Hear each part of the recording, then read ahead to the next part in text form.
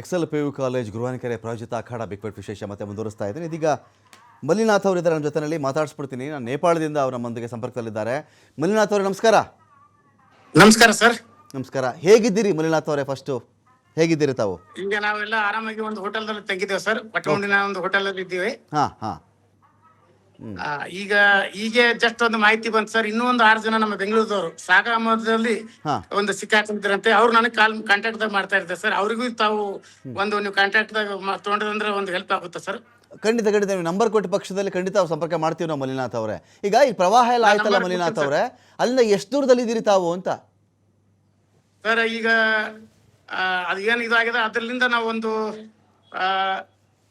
150 kilometre sir. Actually ನಾವು ನಿನ್ನೆ travel ಮಾಡಿ ನಾನು ತಿಮೂರಿ ಹತ್ತಿರ ನಡೆದಿದ್ದೆ.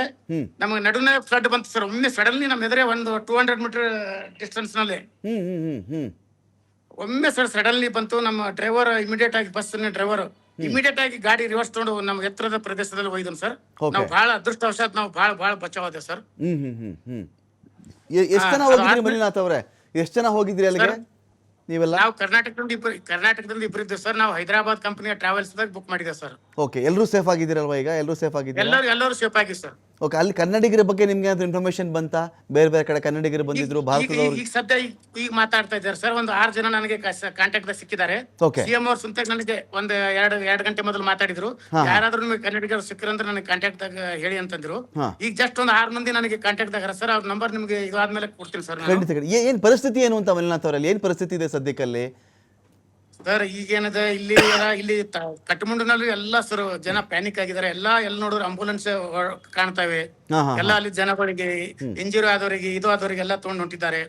ಬಟ್ ಈಗ ಅದು ನಾವು ಕಟ್ಟಮುಂಡಿಲಿಂದ ಅದು ಆಗಿದ್ದ ಜಾಗ ಒಂದು 70-80 ಕಿಲೋಮೀಟರ್ ಸ್ಟಾರ್ಟ್ ಆಗುತ್ತೆ ಸರ್. ಒಂದು 50-60 ಕಿಲೋಮೀಟರ್ ಕಂಟಿನ್ಯೂ ಫುಲ್ ಎಲ್ಲ ಡ್ಯಾಮೇಜ್ ಆಗಿದೆ ಸರ್. ಅಂದ್ರೆ ಅದು 70 ಕಿಲೋಮೀಟರ್ಗೂ ಹೋಗಿದೆ ಅದು ಅಲ್ಲಿ ಪ್ರವಾಹ ಬಂದಿರೋದು? ಸರ್ ನಾವು ಬಂದಿದ್ದು ನಾವು ನೋಡಿದ್ದು ಸುಮಾರು ಒಂದು 60 ಕಿಲೋಮೀಟರ್ ದೂರ. ಅಂದ್ರೆ ಮೇನ್ ಸ್ಟಾರ್ಟಿಂಗ್ ಪಾಯಿಂಟ್ ಲಿಂದ 60 ಕಿಲೋಮೀಟರ್ ಬಲ್ಲೇ ಬ್ರಿಡ್ಜ್ ಹೋಗಿದೆ. ಅದು ಮೇನ್ ಎಮಿಗ್ರೇಷನ್ ಪಾಯಿಂಟ್ ತಿಮೂರಿ ಅಂತಿದೆ, ಅಲ್ಲಿದೆ. ಓಕೆ. ಅಲ್ಲಿ ಪೂರಾ ಎಮಿಗ್ರೇಷನ್ ಆಫೀಸು ಬಸ್ಗಳು ಎಲ್ಲ ಕೊಚ್ಕೊಂಡು ಹೋಗಿದ್ದೇವೆ. ನಾವು ಇನ್ನ ಅಲ್ಲಿ ರೀಚ್ ಆಗಕ್ಕೆ 1 ಗಂಟೆ 1-1.5 ಗಂಟೆ ಆದ್ರೆ ಅಲ್ಲಿ ರೀಚ್ ಆಗ್ತಿದೆ ಸರ್ ನಾವು. ಅದೇ ಫ್ಲಡ್ ನಮಗೆ ಅಲ್ಲಿ ಹಾದಿಯಾಗ ಸಿಕ್ಕಿತ್ತು ಸರ್. ನಮ್ಗೆ ಒಮ್ಮೆ ಸಡನ್ಲಿ ಫುಲ್ ನೀವಿದ್ದ ಜಾಗಕ್ಕೆ ಈ ಪ್ರವಾಹ ಬರೋ ವೇಳೆಗೆ ತಗ್ಗಿತ್ತಾ? ಅದ್ರ ತೀವ್ರತೆ ಏನಾದ್ರು ಕಡಿಮೆ ಆಗಿತ್ತಾ? ಫ್ಲೋ ಕಡಿಮೆ ಆಗಿತ್ತಾ? ಇಲ್ಲ ಸರ್ ಹಂಗೆ ಕಂಟಿನ್ಯೂ ಇತ್ತು. ನಮ್ಮ ಡ್ರೈವರ್ ಎತ್ತರದ ಪ್ರದೇಶಕ್ಕೆ ಬಂದ ಮೇಲೆ ನಾವು ಆ ಕಡೆ ಹೋಗ್ಲಿಲ್ಲ ಸರ್. ಬಿಡ್ಲಿಲ್ಲ ನಮಗೆ ಹೊಲಕ್ಕೆ. ನಾವು ಸೀದಾ ಮತ್ತೆ ರಿಟರ್ನ್ ಕಟ್ಟಮುಂಡಕ್ಕೆ ಬಂದೆ ಸರ್. ನಾನು ಈ ತರದ್ದು ಒಂದು ರೀತಿಯಲ್ಲಿ ಸಾವಿನ ಬಾಗಿಲು ಬಡದಂತ ಅನುಭವ ಆಗಿಲ್ವಾ ಮಲ್ಲಿನಾಥ್ ಅವರೇ ತಮಗೆ? ಸಾವನ್ನ ನೋಡ್ದಂಗ ಆಗ್ಬಿಡ್ಲಿಲ್ವಾ? ಖಂಡಿತ ಸರ್, ಖಂಡಿತ. ನಮ್ಮ ಎದುರಿನ ಸರ್ ಒಂದು 2 ಬಸ್ಗಳು ಓಕೆ ಒಂದು 15 ನಿಮಿಷ ಮುಂದೆ ಬಿಟ್ಟಿದ್ದು ಸರ್. ಓಕೆ.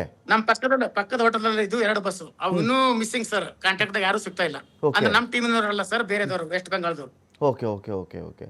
ನಾನು ಏನು ಕೇಳೋಕ್ಕೆ ಬಯಸ್ತೀನಿ ಅಂದರೆ ಮಲ್ಲಿನಾಥ್ ಅವರೇ, ಈಗ ನಾವು ನಮ್ಮ ಹುಟ್ಟೂರಲ್ಲೋ ಎಲ್ಲೋ ನಮ್ಮ ಕಡೆಯವ್ರು ತೀರ್ಕೊಂಡ್ಬಿಟ್ರೆ ಬೇರೆ ಕಥೆ ಅದು.